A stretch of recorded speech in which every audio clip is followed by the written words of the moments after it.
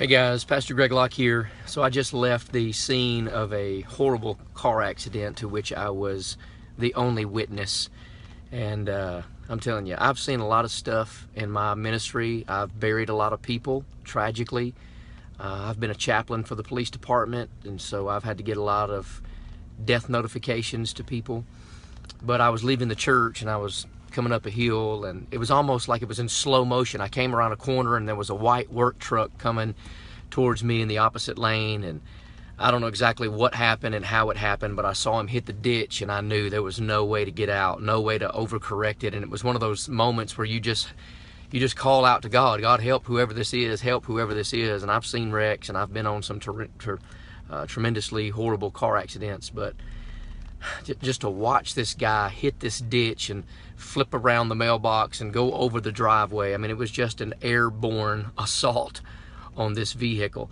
And then it slammed down on its side after it had rolled over the top, glass and stuff flying everywhere. And so inevitably I knew the guy, the lady, whoever was in it was in a disastrous situation, if not dead. And I just kept saying, Lord, please help him, Lord, please help him. And I was jumped out of the car quick as I could, and I ran over there, and unbelievably, as the glass was everywhere and it was on its side, he came over to the other window and put his arms out, and it was obvious he was going to get out with or without my help. And I reached through the broken glass and helped pull him out, and he just stood right up. No shock, no blood. I mean, not the smallest, slightest scratch on this man's body. Everything in disarray, scattered and shattered over the whole road, but nothing. I mean, not an absolute scratch on this man. He was digging for his phone in the leaves and everywhere, trying to call his daughter. And I called the police and was directing traffic. And I stood there stunned, maybe as stunned, if not more than he was. And I said, sir, you do realize the grace of God in this situation.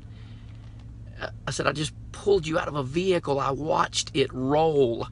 It's on its side. It is absolutely demolished. You should be dead. And he just kept shaking his head in the affirmative. Yeah, it's crazy. It's crazy. I can't believe it happened.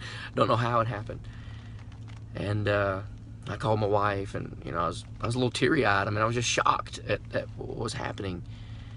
And so once the police got there, I was getting ready to leave, and the policeman looked at me and he said, sir, I just need to ask you, as far as a report is concerned, what did you witness?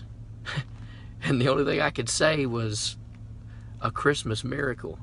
I said, I was just eyewitness to an absolute Christmas miracle.